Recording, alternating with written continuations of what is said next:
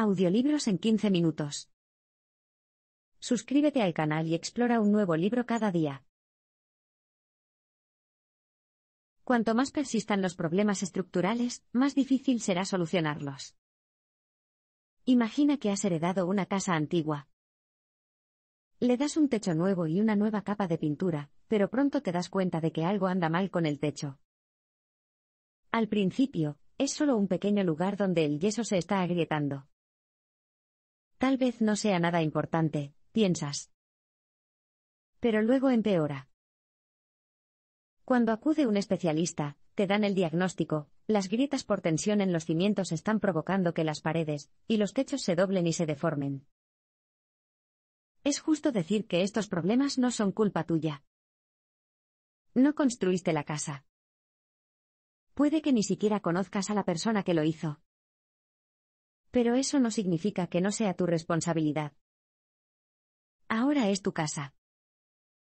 Y hasta que no se arregle, es un peligro que pone a todos en peligro. El mensaje clave aquí es: cuanto más persistan los problemas estructurales, más difícil será solucionarlos. Estados Unidos tiene más de 300 años. Y hoy en día, las fracturas por estrés son evidentes, drásticas brechas de ingresos, violencia policial continua y una pandemia que puso de relieve el problema del acceso a la atención médica. Para responder a preguntas como cómo hemos llegado hasta aquí, y por qué los síntomas del racismo sistémico se han resistido tanto al cambio, debemos analizar las cosas desde la perspectiva de la casta. La casta es un sistema de jerarquía social en el que las personas disfrutan de diversos grados de superioridad o están sujetas a subyugación en función de la casta a la que pertenecen. Cuando escuche la palabra casta, puede que piense primero en la India. Esto tiene sentido, ya que el sistema de castas de la India tiene miles de años. Pero la sociedad estadounidense también cumple con los criterios de un sistema de castas, y el autor no es el único que lo ha notado. Muchos escritores y otras mentes brillantes han sugerido que Estados Unidos ha estado viviendo bajo un sistema de castas desde el primer día. Eliminar el sistema de castas de una sociedad es difícil, por decirlo menos. La India ha intentado aprobar leyes para reducir la discriminación. Sin embargo, los Dalits, que constituyen la casta más baja y son considerados intocables, siguen siendo objeto de actos de violencia, y tratados como marginados en su propio país. En Estados Unidos, los afroamericanos fueron relegados hace mucho tiempo a la casta más baja. Cuando un grupo de personas ha pasado cientos de años en esa posición, es difícil conseguir un cambio, especialmente cuando la casta dominante de estadounidenses blancos ha luchado repetidamente por mantener el status quo dentro del sistema. Analizar la casta junto con la raza y la esclavitud puede ayudar a explicar la profundidad del descontento de los Estados Unidos. Los conceptos de casta y clase a menudo se mezclan. Pero la clase es algo que una persona puede trascender a través del matrimonio, el dinero, el empleo u otras vías. Sin embargo, en términos generales, hay pocas esperanzas de escapar de la casta en la que naciste. El sistema de castas también es diferente del racismo, aunque hay algunos puntos en común importantes. Puede que sorprenda, pero toda la idea de raza es un desarrollo relativamente nuevo, mientras que la casta existe desde hace milenios. Sin embargo, en los Estados Unidos, el sistema de castas se ha construido en torno a ideas de superioridad e inferioridad raciales. El mensaje clave aquí es: analizar la casta junto con la raza y la esclavitud puede ayudar a explicar la profundidad del descontento de los Estados Unidos. El concepto de raza surgió en los primeros días de la trata transatlántica de esclavos como una forma de categorizar y diferenciar a las personas. Los colonos y exploradores europeos comenzaron a usar la palabra raza en el contexto del encuentro con gente nueva. Y, como dijeron los antropólogos Audrey y Brian Smedley, la raza se convirtió en una herramienta para crear una forma excluyente de ideología racial, especialmente para los ingleses y los norteamericanos, que la usaron para crear líneas de castas muy rígidas. Pero la raza es un concepto totalmente arbitrario y poco científico. Para un ejemplo perfecto de lo arbitrario que es, consideremos caucásico. Esta raza fue inventada en 1795 por Johann Friedrich Blumenbach, un profesor de medicina alemán. A Blumenbach le encantaba coleccionar y analizar cráneos. Su cráneo favorito, el que él consideraba que tenía la mejor forma, provenía de las montañas del Cáucaso en Rusia. Así que decidió que a los europeos como él se les diera el nombre de caucásicos. Tenía poco sentido en aquel momento, y lo tiene aún menos ahora, en la era del análisis de ADN. Cuando se cartografió completamente el genoma humano en el año 2000, quedó más claro que nunca que todos los seres humanos se remontan a un puñado de tribus que se originaron en África, y se extendieron para colonizar todo el planeta. La raza podría haberse utilizado para clasificar a las personas utilizando cualquier número de características arbitrarias, como la altura, el color del cabello o el color de los ojos. Pero en Estados Unidos, fue el color de la piel lo que finalmente determinó las líneas de casta. Los europeos se convirtieron en blancos, los africanos en negros y otras personas fueron agrupadas en categorías de rojos, marrones y amarillos. Así es como se identificaba a las personas. Y basándose únicamente en el color de la piel y la raza, así se determinaba la casta de una persona. El sistema de castas estadounidense ha demostrado ser resistente al cambio. Considera lo siguiente, se conserva documentación de 1619 que explica que uno de los primeros barcos que transportó esclavos a una colonia británica en Estados Unidos. Y dado que la guerra civil terminó en 1865, eso significa que los afroamericanos fueron considerados propiedad durante 246 años, y han sido considerados personas libres durante menos de 160 años. Así que, durante esos 246 años, existió un sistema de castas que posicionó a los afroamericanos como la casta más subordinada. Durante este tiempo, otras personas emigraron a Estados Unidos. Algunos, como los italianos y los irlandeses, también fueron discriminados y colocados en castas subordinadas. Sin embargo, en los años que siguieron a la guerra civil, las cosas cambiarían para algunos, pero no para otros. El mensaje clave aquí es, el sistema de castas estadounidense ha demostrado ser resistente al cambio. A finales del siglo XIX, se formó una amplia categoría de personas blancas que incluía a personas que iban desde Irlanda hasta Europa del Este. En Estados Unidos, los polacos, los húngaros y los checos se volvieron blancos por primera vez en sus vidas. Sin embargo, para los afroamericanos, el cambio era más difícil de conseguir. Bajo la presión de los líderes del sur, el gobierno federal se retiró de los esfuerzos de reconstrucción destinados a dar a los esclavos liberados un camino hacia la igualdad. En cambio, se establecieron las leyes de Jim Crow que crearon un nuevo tipo de esclavitud. Este fue un esfuerzo deliberado y sancionado por el gobierno para mantener el sistema de castas estadounidense en vigor. Mediante la segregación, la aparcería y la amenaza constante de violencia y linchamiento, los afroamericanos quedaron básicamente en la base del sistema de castas. Los que trataban de ascender, ya sea creando sus propios negocios de propiedad o apoyados por negros o mudándose al norte, a menudo vieron frustrados sus esfuerzos por los miembros de las castas superiores. En 1951, cuando un veterano negro intentó trasladar a su familia a Cicerón, Illinois, 4.000 residentes italianos y polacos protestaron con violencia. Pero a menudo, se mantenía discretamente a los negros alejados de los barrios de castas superiores mediante una práctica común conocida como línea roja.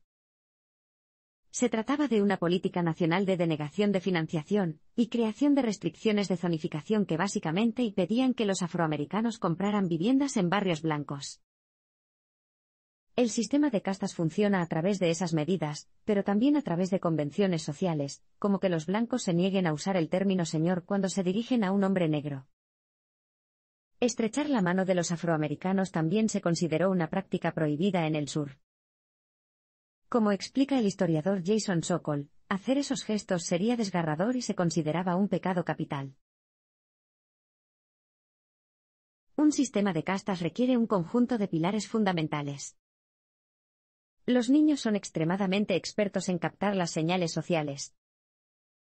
Si ven que sus padres tratan a alguien de manera diferente, pueden llevar esa información consigo por el resto de sus vidas. Así es como los sistemas de castas continúan prosperando de una generación a la siguiente. Estas reglas no necesariamente se pronuncian en voz alta, pero de todos modos se transmiten. Para entender realmente cómo funciona un sistema de castas, veamos los pilares que lo mantienen en pie. El mensaje clave aquí es: un sistema de castas requiere un conjunto de pilares fundamentales. Hay 8 pilares en cada sistema de castas. La primera es la voluntad divina y las leyes de la naturaleza. En la India, el sistema de castas tiene una base religiosa que hace que sea difícil desalojarlos. Hay textos hindúes antiguos que hablan de Manu, un ser omnisciente que explicó el orden social. Colocó al Brahman en la cima, seguido de los Kshatriya, los Vaishya y los Shudra. Se colocaron más castas por debajo de estas 4, incluidos los intocables. Se consideraba que las castas más bajas estaban pagando una deuda kármica, lo que significaba que merecían su bajo estatus y debían vivirlo. Se ha utilizado una voluntad divina similar para mantener el sistema de castas estadounidense. Hay una historia del Antiguo Testamento sobre Noé y sus 3 hijos, uno de los cuales era Cam. Un día, Cam entró en una tienda de campaña y vio a Noé desnudo, lo que hizo que Noé maldijera al hijo de Cam, Canaán. La cita dice: «Maldito sea Canaán. Será el más bajo de los esclavos para sus hermanos».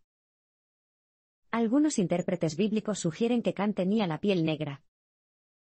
Y también han leído un pasaje del Levítico que sugiere que la esclavitud de los paganos está totalmente respaldada. Ese pasaje dice: «Tanto tus siervos como las siervas que tendrás serán de los paganos que están a tu alrededor». El pilar número 2 es la heredabilidad. Básicamente, esto dicta que uno nace en la casta de sus padres. Para que esto funcionara en Estados Unidos, los colonos introdujeron una extraña innovación en su mundo patriarcal. Hicieron del estatus de la madre el factor que determinaba la casta del niño. De esta forma, los niños engendrados por amos de esclavos no serían capaces de superar la casta designada. El pilar número 3 es la endogamia, y el control del matrimonio y el apareamiento. La endogamia es el matrimonio dentro de la propia casta. Esto es algo que se ha impuesto brutalmente en la India, y a lo largo de gran parte de la historia de los Estados Unidos. Incluso la mera sugerencia de que un hombre negro ha tocado a una mujer blanca ha sido a menudo motivo de horribles torturas que terminan en linchamientos. Los pilares de la casta incluyen una obsesión por la contaminación y un proceso de deshumanización. Pasemos al cuarto pilar de un sistema de castas: la pureza contra la contaminación. Los supremacistas blancos han hablado a menudo de la necesidad de mantener puros los linajes. Bajo el régimen nazi, a los judíos se les prohibió poner un pie en la playa, y mucho menos meterse en aguas que pudieran tocar a un alemán ario puro. Del mismo modo, a los afroamericanos se les prohibió durante mucho tiempo la entrada a las piscinas públicas. Si se supiera que una persona negra había estado en una piscina, habría que drenarla y limpiarla antes de que se considerara que estaba lista para una persona blanca. El mensaje clave aquí es: los pilares de la casta incluyen una obsesión por la contaminación y un proceso de deshumanización. En 1951, en Youngstown, Ohio, un equipo de ligas menores acababa de ganar el partido por el campeonato. Así que todos fueron a una piscina exterior local para un picnic de celebración. Todos los chicos sabían nadar excepto Albright, el único chico negro del equipo. Como algunos de los entrenadores y padres se sentían mal porque Al tuviera que sentarse fuera de la puerta de la piscina, el socorrista llegó a un acuerdo. Al podía subirse a una balsa inflable, y lo podían empujar a dar una vuelta alrededor de la piscina. Pero bajo ninguna circunstancia Al podía tocar el agua.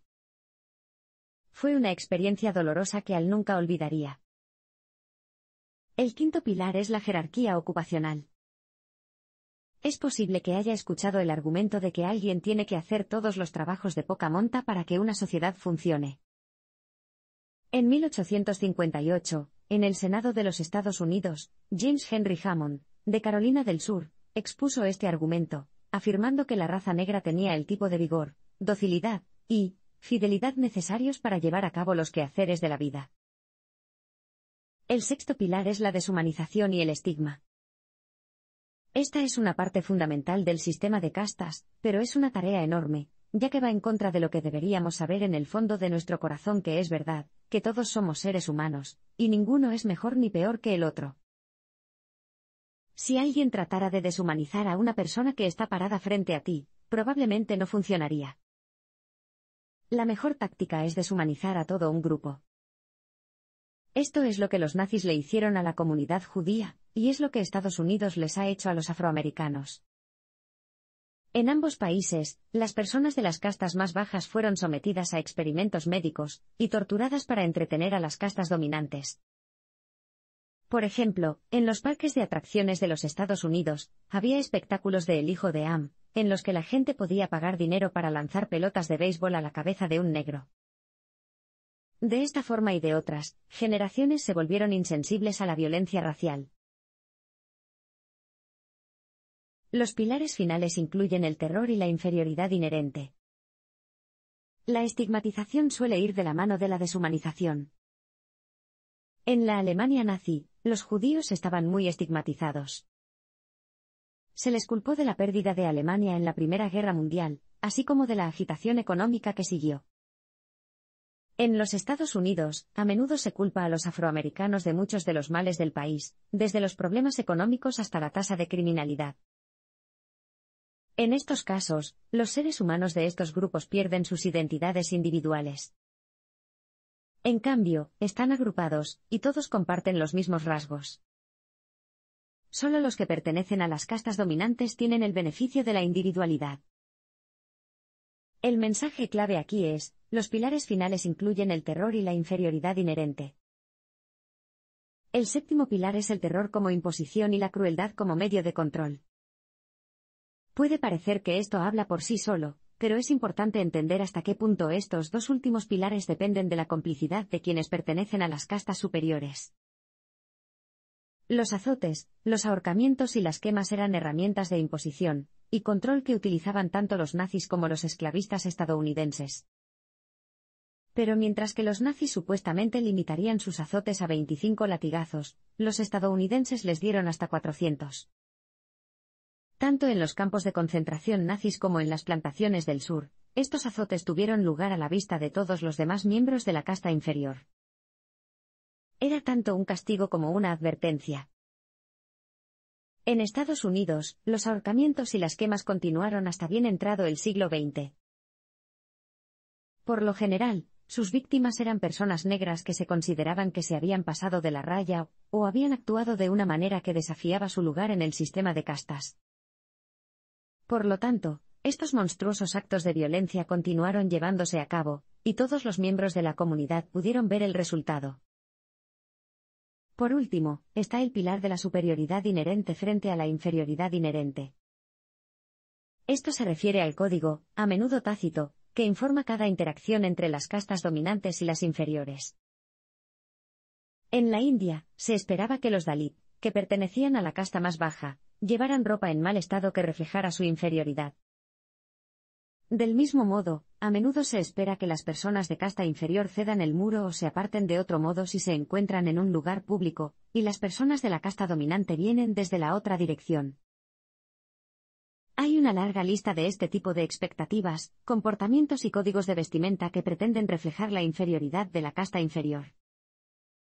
Y a menudo es este pilar el que puede hundirse en el subconsciente de la sociedad y causar daños duraderos.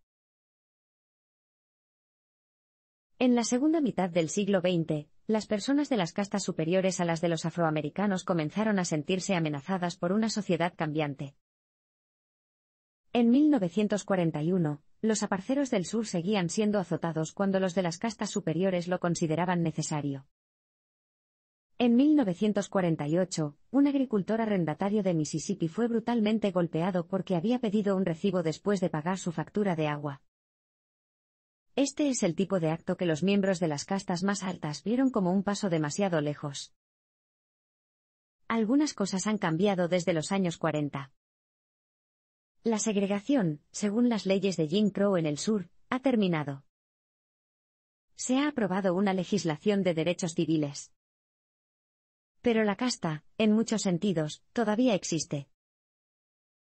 El mensaje clave aquí es: en la segunda mitad del siglo XX, las personas de las castas superiores a las de los afroamericanos comenzaron a sentirse amenazadas por una sociedad cambiante. Una vez que las leyes de Jim Crow terminaron, y los legisladores se esforzaron por corregir cientos de años de desequilibrio con leyes destinadas a la vivienda, el empleo y la educación, las castas dominantes empezaron a sentirse amenazadas. Cada paso que daba la casta más baja hacia arriba era tomado como una señal de que cientos de años de orden social ya no estaban asegurados. Parte de la razón de este miedo es el hecho de que los sistemas de castas crean narcisismo grupal. El teórico social y psicólogo Erich Fromm estudió el narcisismo grupal, y cómo las personas pueden llegar a definir su autoestima a través de su pertenencia a un grupo más grande. Cuando las personas sobreestiman su propia posición, y odian a todos los que difieren de ella, esto es narcisismo en acción. Este odio es una de las nefastas consecuencias de los sistemas de castas. Y no solo perjudica a los de las castas inferiores, sino que el miedo y el odio corroen a todos los miembros del sistema. Sin embargo, cuando una persona puede transferir su narcisismo personal a toda una nación, puede lograr lo que Fromm llamó una sensación eufórica de estar en la cima del mundo. Estos sentimientos son parte de la naturaleza humana, y son algo que los nazis aprovecharon al máximo. La historia nos muestra que el narcisismo grupal, y especialmente el narcisismo racial, puede conducir rápidamente al fascismo. En Estados Unidos, el narcisismo racial ha empezado a afectar a las castas superiores. Tras el movimiento por los derechos civiles de las décadas de 1950 y 1960, algunos miembros de las castas subordinadas comenzaron a alcanzar un estatus elevado en la sociedad. Como resultado, los miembros de las castas dominantes, especialmente algunos de sus miembros más pobres, comenzaron a experimentar tasas más altas de hipertensión arterial, diabetes y enfermedades cardíacas. El miedo a perder su lugar en la sociedad puede ser mortal. Los monumentos y memoriales pueden ayudar a apoyar o desmantelar la casta. Es fácil mirar una fotografía antigua de la enorme multitud de alemanes que aplaudieron a Adolf Hitler, y tener la certeza de que no habría sido una de esas personas. Pero la verdad es que se puede hacer que todos los seres humanos se sientan inseguros y hacerlos susceptibles a la propaganda. Encasillarnos dentro de la jerarquía social es algo natural para todos nosotros. Se necesita mucho coraje para mantenerse al margen de la mayoría. Lo que a menudo se pasa por alto es que, cuando llegó el momento de que los líderes nazis redactaran nuevas leyes, acudieron a los Estados Unidos. Desde la segregación racial y el castigo hasta las normas sobre lo que ciertas personas pueden usar, los líderes nazis se basaron en las leyes estadounidenses vigentes. Hoy en día, sin embargo, Estados Unidos podría aprender algo de la Alemania moderna y democrática. El mensaje clave aquí es: los monumentos y memoriales pueden ayudar a apoyar o desmantelar la casta. Hace solo unos años, había alrededor de 230 memoriales a Robert E. Lee en los Estados Unidos. Fue el comandante del ejército confederado durante la Guerra Civil. Es homenajeado en estados del sur como Florida y Virginia, pero también en estados del norte como Idaho. Estas estatuas han sido toleradas e incluso celebradas durante mucho tiempo. Pero luego, en 2015, el alcalde de Nueva Orleans, Mitch Landrieu, puso en marcha un esfuerzo para derribar una estatua del general Lee, así como una estatua del presidente de la Confederación, Jefferson Davis. Se celebraron audiencias públicas. La policía tuvo que escoltar al menos a un furioso simpatizante de la Confederación. Pero Richard Westmoreland, un teniente coronel retirado de la Infantería de Marina, hizo una declaración contundente cuando señaló que Erwin Rommel era, desde el punto de vista militar, un general notable, pero los alemanes no le pusieron estatuas. Están avergonzados, dijo Westmoreland. ¿Por qué no lo estamos? En cambio, Alemania tiene varios monumentos conmemorativos a las diferentes víctimas de los nazis. En todo el país, hay miles de letreros con nombres individuales incrustados en las aceras frente a las casas de las que se llevaron a las víctimas. Todos los días, la gente de ciudades como Berlín recuerda los nombres de las personas desaparecidas y dónde y cuándo murieron. Están humanizados. Dejan de ser abstracciones. Mientras tanto, en Estados Unidos, se enviaron amenazas de muerte a contratistas a quienes se les ofreció la tarea de retirar la estatua de Robert T. Lee. Podemos apoyar a quienes rompen las barreras y podemos socavar los pilares. ¿Qué pasa cuando los problemas estructurales de la antigua casa se ignoran, generación tras generación? Se termina con el tipo de aumento de las tensiones que están alimentando las protestas, y la política extremista que vemos en los Estados Unidos hoy en día. Cosas como la pandemia de la COVID-19 han demostrado que los efectos del milenario sistema de castas siguen causando estragos. Las personas de las castas dominantes se han beneficiado de la cobertura de salud ofrecida a través de sus empleos, mientras que las de las castas inferiores se han visto obligadas a trabajar arduamente en trabajos esenciales que, a menudo, no ofrecen ningún tipo de plan de salud. Las estadísticas de la pandemia han demostrado que la pandemia es desproporcionadamente más mortal para las comunidades marginadas. Entonces, ¿cómo podemos avanzar? El mensaje clave aquí es, podemos apoyar a quienes rompen las barreras y podemos socavar los pilares. No existe una solución sencilla para desmantelar un sistema de castas que tiene cientos de años. Claramente, parte de la solución consiste en hacer que más personas conozcan el sistema desde el principio. Sin embargo, hay otras cosas que podemos hacer en nuestra vida cotidiana para debilitar el sistema. La más importante de ellas es apoyar a las personas que encuentran formas de liberarse de las castas subordinadas. También podemos asegurarnos de que las personas nos vean como individuos con cosas en común, y no solo como partes de un grupo. Más de un pilar del sistema de castas depende de la deshumanización, y de que personas de diferentes orígenes piensen que no tienen nada en común entre sí. Un día, la autora, de ascendencia afroamericana, tuvo que pedir a un fontanero que la visitara para solucionar un problema de inundación en su sótano. El hombre que se presentó llevaba un sombrero que insinuaba que tenía ciertas opiniones políticas. Lo primero que preguntó fue, ¿está la señora de la casa en casa? No era la primera vez que le preguntaban esto en su propia casa. Y cuando le mostraron el sótano al fontanero, parecía dispuesto a hacer la menor cantidad de trabajo posible. Pero luego la autora mencionó que su madre había fallecido recientemente, y preguntó al fontanero por sus padres. Pronto, la atmósfera de la habitación cambió. Mencionó lo malo que había sido su propio padre, y preguntó cuántos años tenía la madre del autor cuando falleció. En lugar de no hacer nada, de repente, el hombre comenzó a solucionar el problema en cuestión. Al abrirse las unas a las otras, las líneas de castas se disolvieron, y pudieron verse unas a otras como individuos.